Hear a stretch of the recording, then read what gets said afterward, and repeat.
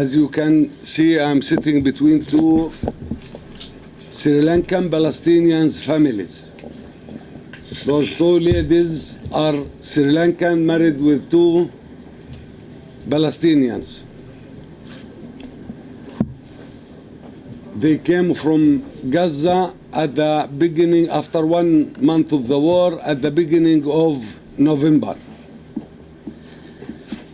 I want first to give you a brief about the situation there in Gaza. As you know, this is the 88 days of war launched by the Israeli forces against our people in Gaza Strip and also in the West Bank. The Israeli army practicing a genocide against our people. When we said that they are practicing genocide, this is the definition of the United Nations for genocide, because the Israelis want to impose a policy on the Palestinians in their own land. They want to evacuate them, they want to expel them, they want to end their existence and their relation with their homeland. This is the main goal for the Israeli forces. And this is not something that I am just mention or analyzes. This is what the Prime Minister of Israel had been declared. This is what other ministers in the government of Israel had been declared.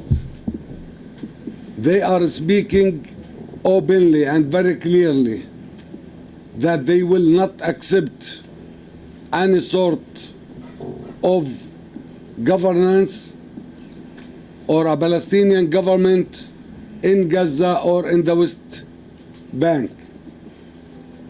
They want to reoccupy the area and to end the existence of the Palestinians by ethnic cleansing, which they called very openly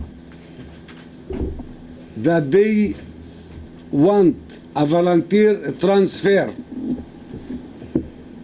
trying to find the states where they can accept to accommodate the Palestinians and to send them out of their homeland. Until now, Israel had been killed more than 23,000 Palestinians, half of them children, 20% also women, and you can imagine how much also the eldest people that they are killed. Gaza in general, Gaza, the most density place in the world, 66% of the people there are young, children under 18.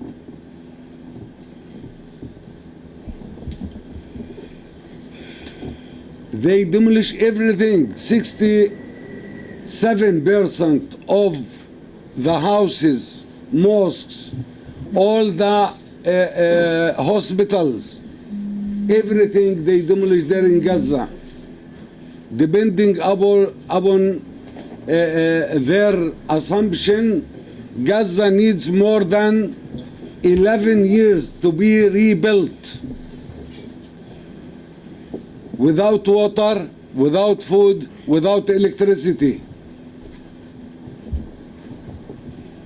In the West Bank, we have the same situation. Invasion to our cities, to our villages, to our refugee camps, and using their drones also to bomb and killed our people there in the West Bank. They arrest also more than 4,000 Palestinians, and they keep them in the prisons without a trial. Through their torture, they killed 7 prisoners. The last thing that they took some of our babies from Gaza to Israel, whom they lost all their families.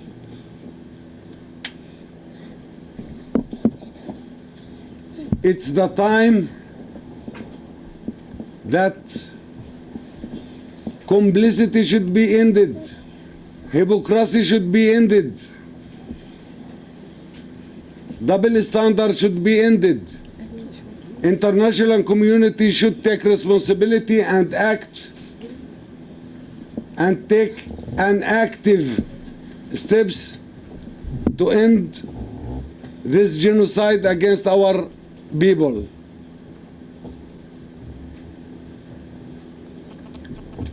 This situation should be ended. It's enough. It's more than enough. You can hear from the 2 families about what they suffer, what they see there in Gaza, how they felt, how they left from Gaza through Egypt to here to Sri Lanka. Also, it's a duty to thank the government of Sri Lanka, the embassy of Sri Lanka, the Egyptian authorities and Qatar authorities for their efforts and contribution to rescue our, as you can see, our 2 families here. And let us hope that this war will reach its end and our people will have their freedom.